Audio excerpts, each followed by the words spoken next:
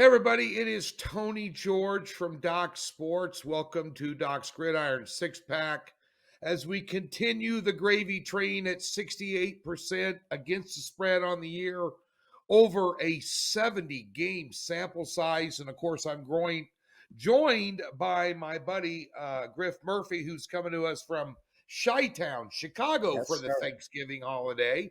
I'm sure Mhm. you're back with the family, eating turkey and Yes, doing. sir. Matter of fact, this will be the first year in 55 years I haven't had turkey for Thanksgiving. What are you Yeah, eating? n- chicken wings at the sports bar. Can't go wrong with that, Tony. Can't go wrong No, with that. no, the only turkey I'm going to have is in a bottle. I love it, man. Hey, I'll Uh, take the sports bar over turkey any day. yeah, we wife's going to work and I'm going to work, from 4 to 10 and then or 4 to 9 and watch some football and meet some buddies a little later in the day, and hope everybody has safe travels and a great holiday. And let's see if we can stuff the bird with a little cash for you here. And Absolutely. of course, it is rivalry weekend in college football. You got some big ones here: Ohio State, Michigan. Um, that's one that we skipped, Griff, but that's going to be a hell of a football game. Oh We'll yeah. just off the cuff talk about that real quick. You're out in Big Ten country, Mhm. nonetheless. Michigan without Harbaugh and got him at home this year. Numbers around 3.5, total 46, and that one there, I guess we're going to find out if Michigan's really that good. I agree, Tony. These are two teams undefeated, obviously 1-2, and it's kind of really weird for me, man, because when I look at Michigan and Ohio State, are they really the best two teams in the nation? Like, I look at all these other teams and I'm just like, man, you've got these other contenders in there, and it blows my mind because I'm really not impressed with either of these two teams all season long. Yeah, if I had to put them up head to head against two other teams in the same conference, I'd put them up against Washington and Oregon. And I mean and I don't think the Big 12's all that this year. So I think those are the two best conferences anyway, head to toe. You got to throw Penn State in there, and a Right. couple others maybe in the Big Ten. But one thing's for sure. You're going to find out one of those guys ain't going to be in the Final Four. Yep. BCS next year is going to be a lot funner, folks. We have a 12-team playoff, but it's going to be total chaos with all these conference realignments. And one of the conference realignments is the fact that the Pac-12 is just going to be eviscerated from the planet. Right. They got 5 or 6 of the top teams in the top 25 teams in the country. They've got 4 or 5 of the best quarterbacks in the country. A couple of them on display in this game here as we talk about Oregon State at Oregon and the Civil War. Oregon hanging a 13.5 number, total 62.5. And of course, last year, uh, the Beavers knocked the Ducks out of the Pac 12 championship game by beating them. Hmm. And that doesn't surprise anybody. What I saw very interesting about this game was something I always look up on Visa, the betting splits, they call them. 91% of the money is on Oregon State here, but the tickets are split 50-50 on the game. So the sharp heavy money is back in the Ducks plus the point here. Griff, how do you see this one going down up in Eugene here this week? Yeah, Tony, see, this is another really big game, and especially with Oregon State coming off that loss last week against Washington. And then you've got Oregon coming into this game 10-1 on the season. And you know what? It disappoints me in a sense that they're not top four right now, because in my eyes, Oregon is a top four team in the country, and that is behind Bo Nix. Bo Nix is absolutely lighting it up. This guy, in my eyes, is a Heisman quarterback. He is most definitely top three, top two in my eyes. Yep. He's passed for over 3,500 yards. He's got 35 touchdowns, and he's thrown for 2 picks. What more can you ask out of your quarterback at this level to do? There's nothing else you could do. And then you look at it offensively. They are second in the country when it comes to total offensive yards. They are second in the country when it comes to passing yards. Bo Nix is doing absolutely everything. We talk about it over and over again. You've got Bucky Irving in the backfield. You've got a great offensive line. But the biggest thread with this Oregon team that really pieced all the puzzles together is their defense finally came together. This Yeah. team right now is currently 6-0 at home. The most points that they have allowed at home all season, let alone all season in all of their games. 26 points they allowed at home against one of the best offenses in the college football level, and that is against UCF, or I'm sorry, USC. And USC is a very good offensive team. They scored 26 points to them. Prior to that, in week 2, the most points that this defense allowed was 30 points against Texas Tech. And I got to tell you guys, James Conner, Texas Tech, that running back, they are identical. This guy is a absolute load, that running back. But anyways, going back to this, Oregon and Oregon State. Oregon State coming off that tough Washington loss last week. And now Oregon State's got to come into Eugene. If this was in Corvallis, we'd be talking about a different story. But as you mentioned, Oregon State knocked Oregon out in that title game last year. This is another redemption game. It is also in Eugene, piled on with Bo Nix, 35 touchdowns, 2 picks. Offense is flawless. Defense is flawless. They've been put to the test so many times, and they've blown everybody out. We're talking about the Utah, the Cal, the USC, the Washington State, the Texas Tech. I mean, they've done everything you've asked them to this point thus far. So for me to fade this Oregon team would be stupid. My play is I've got Oregon laying the 13.5 points. I think 13.5 is a very good, accurate number, because if Oregon does jump on them, which I don't see them doing, they will settle down and start to pull players out. But I don't see that happening in this game. I think this is going to be a very back and forth matchup, and I think Oregon covers this game by the end of this match. So my play going in this game, Tony, go ahead, take it. Well, just on your Oregon point, you always want to look at the points in these rivalry games, but add in the fact they got a revenge of getting knocked out of the Pac-12 championship game last year. But the other thing, honestly, Oregon should be unbeaten. Their coach cost them that game against Washington. They outplayed Washington in that game. They really did. It was horrific weather conditions during that game. They had it down there knocking on the door a couple times inside the 10-yard line and went for it on 4th instead of taking the points. I believe there was one even there right at halftime. They should have taken the points. Whenever you're on the road, you never take points off the board, and you could make a case for Oregon being maybe the best team in the country. And that's just it, Tony. It drives me nuts, man, because Oregon is better than Washington in my eyes. I think they are better, and I really hope they get that opportunity to retaliate in that matchup. Again, though, Tony, my play is going in this game, Oregon minus 13.5. That is my pick. Shifting gears over to the Big Ten. We've got number 16, Iowa at Nebraska, Tony's Cornhuskers. The Cornhuskers are laying 2.5 points in this game. We've got a total at 26.5 points right now, and this total has been fluctuating. It might have shifted down to 25.5 if I'm not mistaken. This game kicks off Friday at noon, and you can watch this game on CBS. We've got 2 of the worst offenses in the Big Ten going at it right now, head-to-head. Iowa, 9-2, ranked 16. It's beyond me. It blows my mind by all means. And then you've got Nebraska on the other side. They're averaging 18.7 points per game on the offensive side. Tony, how do these two teams come together and figure out how are they going to score points offensively? How does this game end? I can't remember a total in my 32 years of doing this that is 25.5. The NFL, college, I'm dumbfounded. Now, Iowa is the Pittsburgh Steelers of college football. You wonder how they're sitting at 9-2. Just like Pittsburgh until last week. How are they 6-3? Out-yarded every game all season long. Matt Canada was a terrible offensive coordinator. They fired him this week, finally. But here you are with Iowa, and then Nebraska. Now, I have a side play in this game for a premium play. But I'll tell you, Chubba Purdy came in for Nebraska. Now, that's Brock Purdy's little brother. Brock's playing for the Niners right now, Iowa State boy.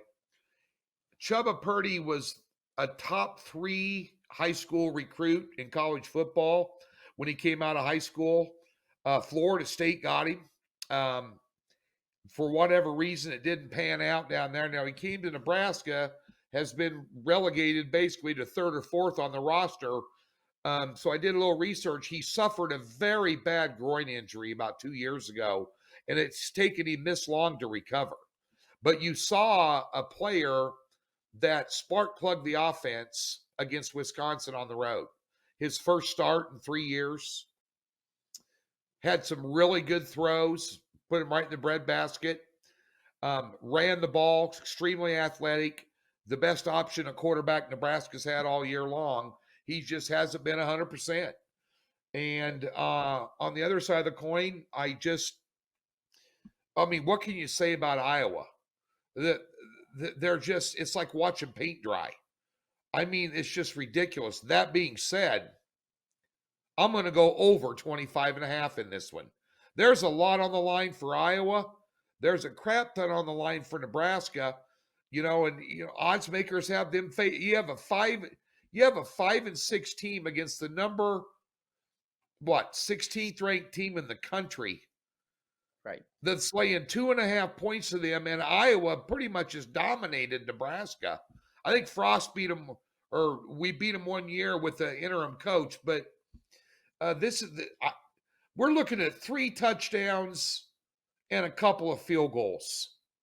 Yeah, I mean, the weather's going to be 30 degrees, about a 10-mile-an-hour wind, no rain. I just talked to my brother-in-law who goes to every game and, tailgates, and I said, okay, give me the weather, and I think there's a distinct advantage in this side play, but I think this total's just gotten too low. I think you're going to see 28 points in this game. I think each team could have a couple touchdowns, actually, believe it or not. I really do. And Nebraska has a good defense. That's the strength of their team. But give me the over 25.5. I mean, come on. I mean, 25.5. I'm gonna go contrarian. They say you can't make the total low enough. Well, you have now. It's moved down a full point, and you might even see 25 before Friday. Give me the over. Iowa, Nebraska. Ought to be a really good football game, actually. Nebraska's going to throw the kitchen sink at them, trying to get to a bowl under Matt Rule. And I saw some things on Nebraska's offense last week that were encouraging that I hadn't seen the previous 4 weeks. And I think, if Iowa's setting up for the same old Nebraska offense they've been playing all year and don't really pay a lot of attention to that Wisconsin tape, they can get caught with their pants down. There's going to be, I think, a little bit more scoring than what people think there is. Griff, we're going to go to the Battle of Kentucky. Here we got Louisville sitting here with 1 loss, going to go to the ACC title game. 6.5 point favorite at home. Total 50.5 in this one. Louisville is and this was my top play for season win totals, over 8 this year on the futures market when I did futures videos and picks. And the reason I took Louisville over that win total was in the ACC, they didn't have to play Clemson and they didn't have to play Florida State this year. So that was a great time for Jeff Brom to come in with 14 returning starters off an 8-win team last year and bring in a quarterback that has proven to be better than average, but nothing spectacular. But the thing about Louisville this year offensively, if you added up all their games, they've out-yarded people on the average 128 yards a game in every game this year. And they got a big win over, a couple of big wins there. And let's talk about Kentucky. Well, they've dominated this series the last 4 years coming out of the SEC. 4-0 straight up and against the spread. 6 out of the last 8 in this series have went over. Kentucky kind of got their quarterback throwing the ball a little bit better than they had earlier in the season. 6.5, big number for an in-state rivalry. Your thoughts? Sure. Yeah, Louisville's really sparked up this season, and I love the fact you spoke about Jeff Brom. I mean, this guy he's probably the best collegiate play caller in the entire nation. This guy's got this team rolling, and right now Louisville is 6-0 at home, undefeated. And you know what? They've proven themselves. They've really set the tone. They beat up on Notre Dame, and in my eyes, Notre Dame's a really good team. Granted, the Yeah. record doesn't display it, but they're a top team in my eyes, absolutely. They blew out Duke at home in a 23-0 final. They blew out Virginia Tech. And their most recent matchup, they're coming off a victory against Miami. I mean, they've really set the tone to say, hey, we're here to play, and we are a legit team in this college football level. And then you go back and you talk about Jack Plummer. He's having a career season. This guy's already got 2,700 yards passing, 19 touchdowns, and he started off very, very inaccurate. And that was my thing about Louisville throughout this season was, is their offense going to be able to hold up because of Plummer at the helm, because of his inaccuracy? But as the season dialed in, he dialed in with the team, with the season, and really got this offense moving, the motion moving. He's got Jordan in the backfield now. Jordan's rushed for over 1,000 yards and 11 touchdowns. Yeah. And since Yeah. this offense has now really dialed in, it's reaccumulated this defense. This team right now, 6-0 at home, playing absolute dominant football. And then you look at Kentucky.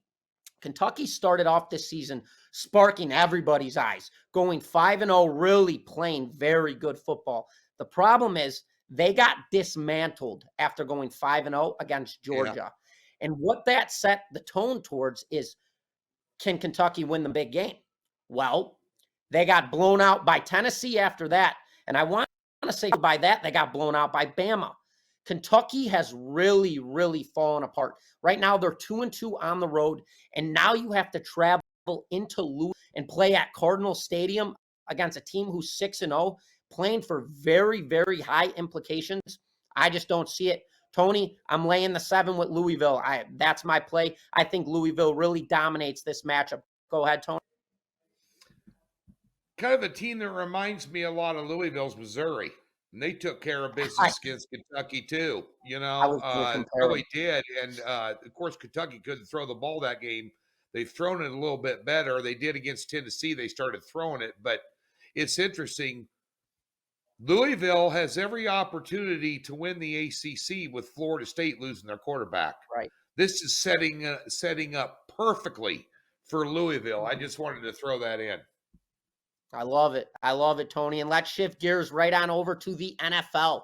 And we've got Miami at New York. New York is getting 9.5 Jets, by the way. They are getting 9.5 points in this game. Our total is currently sitting at 40.5.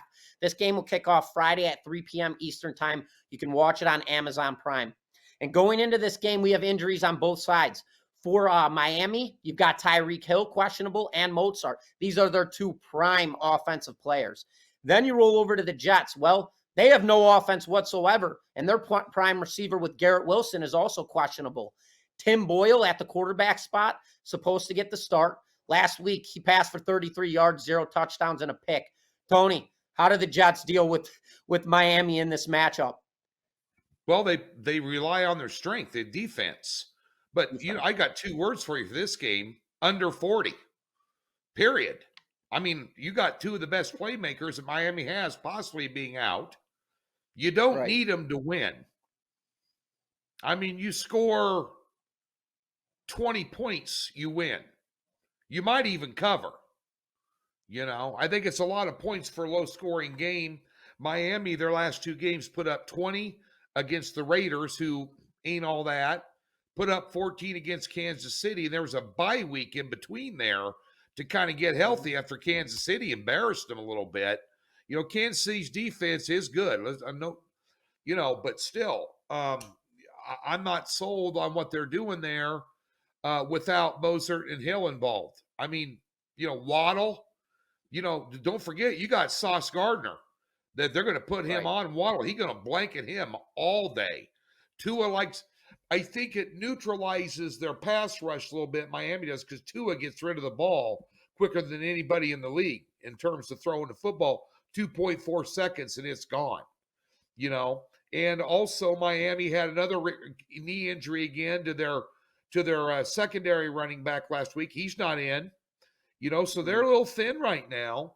And it's cold weather. They're not used to that. We're going from 80 degrees to 30 degrees or worse, depending on what it's doing in New York. And of course, Miami, the New York Jets, well, they've had 11 games this year and only 3 overs. Give me the under.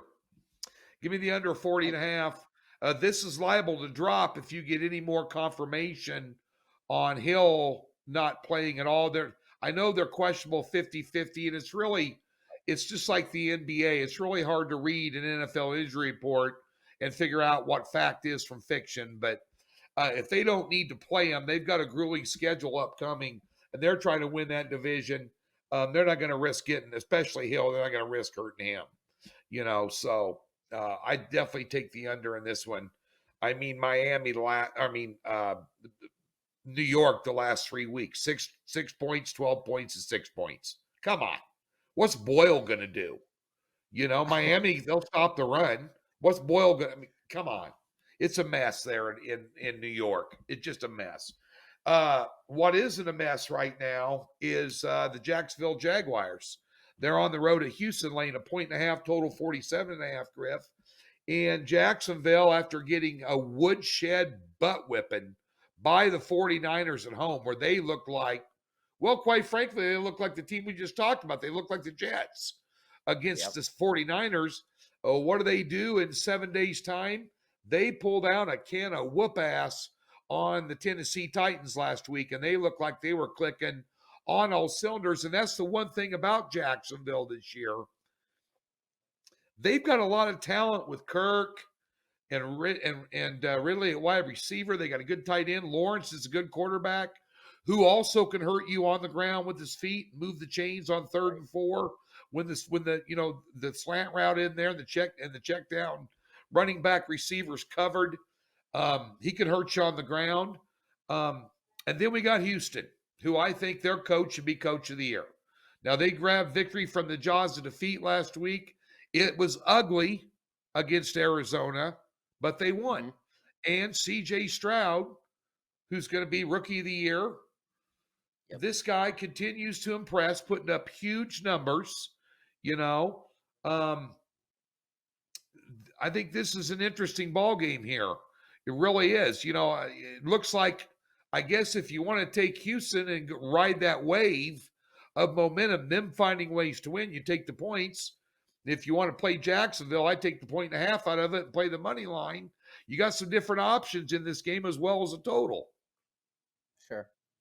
Yeah, this, Tony, was a very, very interesting game to break down. And, it's really the battle of the quarterbacks and it's the battle of the coaching in this matchup. I mean, you've got Trevor Lawrence and C.J. Stroud. And I love the fact that continuously, week in, week out, we talk about DeMeco Ryans. He is a phenomenal head coach for this Houston Texans team. And if you think that he is not prepared for how this Jacksonville team is going to come out to play, well, you're wrong. Jacksonville right now, going right across the board, yes, we dynamic offensively, and DeMeco Ryans is well aware of that. You've got Lawrence, you've got Etienne in the backfield, you've got Ingram at that tight end spot. I mean, the list goes on. You've got Kirk, you've got Ridley. They're powered loaded offense. They're stack loaded offense. And then you roll over to Houston. Houston's putting up points left and right, especially behind C.J. Stroud, who is having an absolutely rookie of the year caliber season. This kid has literally shocked everybody. So, looking at this game, how do you break it down? Well, you have two teams that are going at it offensively, flying right now. But if you really take deep note, you look at Jacksonville right now. They're 4-0 unbeaten on the road. 2 of those wins were in London. They flew back from London, had to play Thursday night against the Saints at the Dome, went over there, beat the Saints, and then followed that game up with a victory over Pittsburgh. So road games are not an issue for Jacksonville whatsoever. And putting points on the board for them are no issue whatsoever. Then you go over to Houston. Houston's really dialed it in. As I've mentioned, their offense has been absolutely dynamic, putting points up week after week after week, including against last week in Arizona. Do you think DeMeco Ryans is going to come into this game and say, hey, we're going to be able to shut this team down defensively and just lock them up? Absolutely not. He's got to have an offensive plan.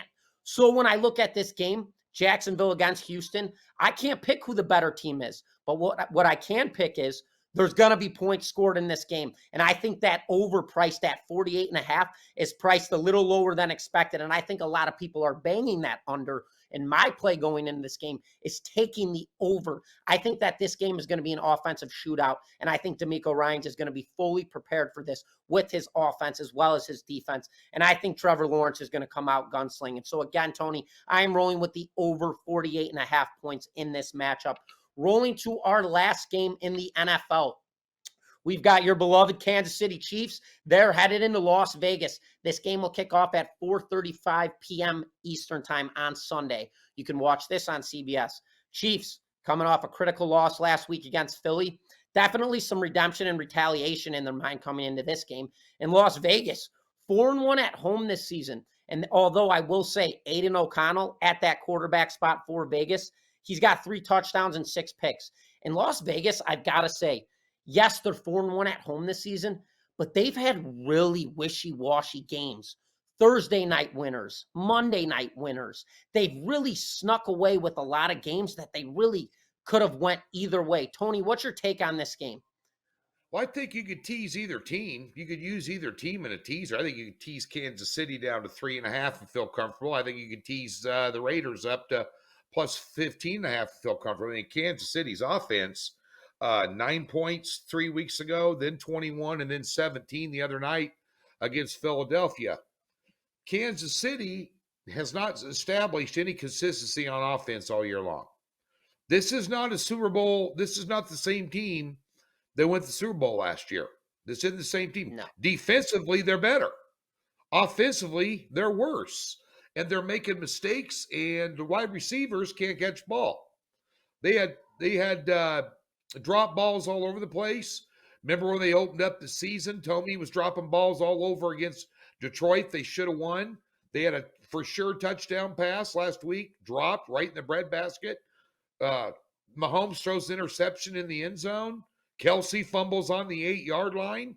It's just a comedy of errors and basic fundamental things that Kansas City has not clicked all year long on offense. And that's a huge concern for them, being one of the top 3 or 4 power rated teams in the NFL. And they're going to win this division.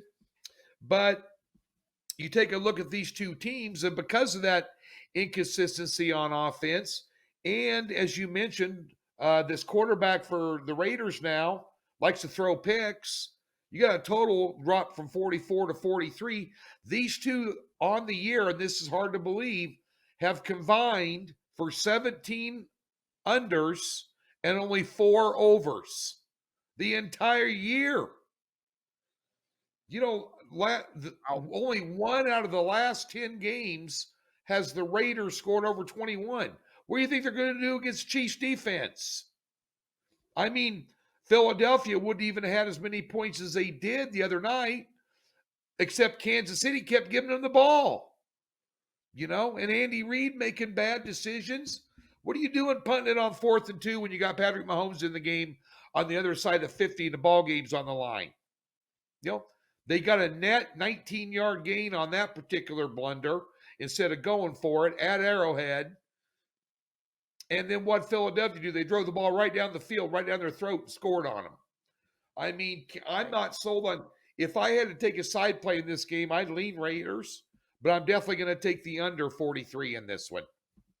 Really do. Until either one of these teams establish any consistency on offense, you know, and you got Crosby running around wreaking havoc with Mahomes there, and both our right and our left tackle are not all that good. You know, they get a lot of holding calls, a lot of stupid penalties, illegal procedures. I'm down on my Chiefs this week. I thought that was one of the worst games they could have played the other night. And Andy Reid off a bye too.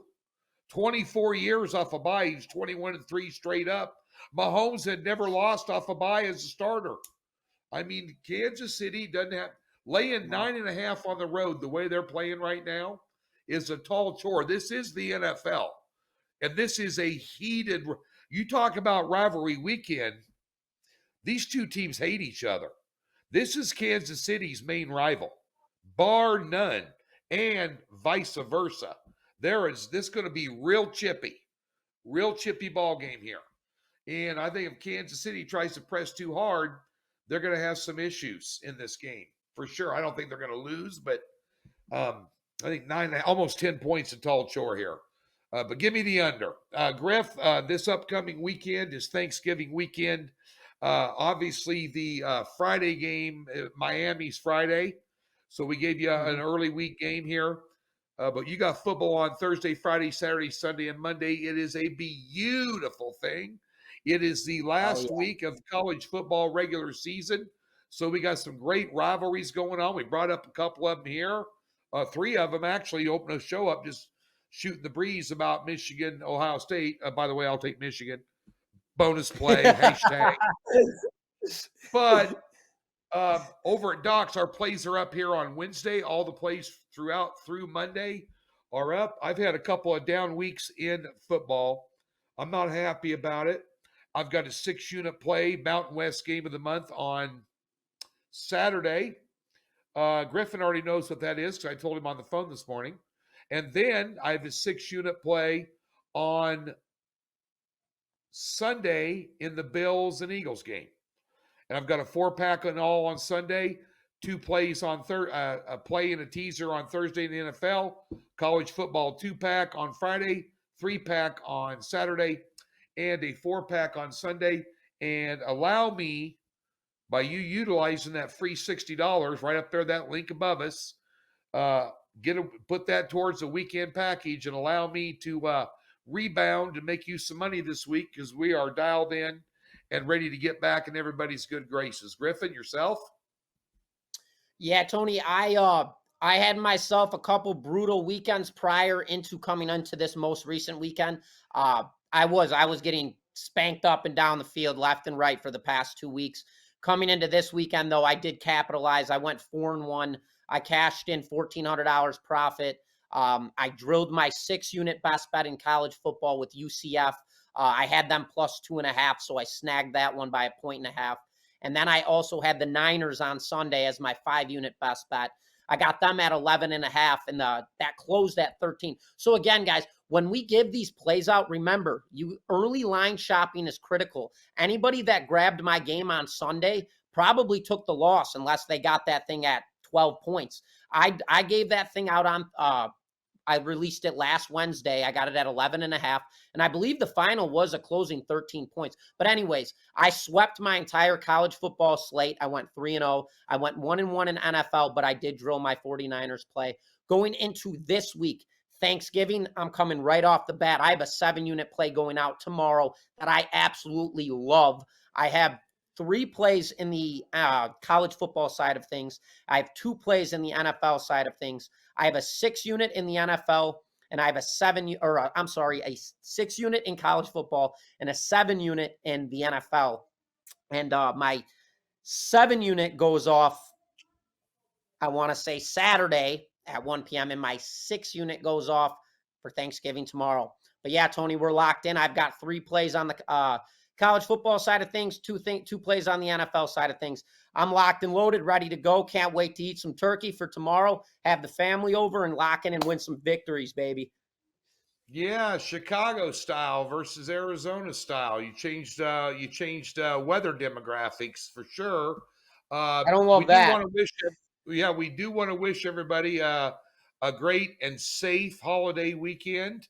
I always say drink responsibly and eat irresponsibly. So have fun doing that. See if we can help you stuff that bird with a little bit of cash. And of course, don't forget too, to hit this subscribe button and thumbs up and all those good things. We appreciate you tuning in.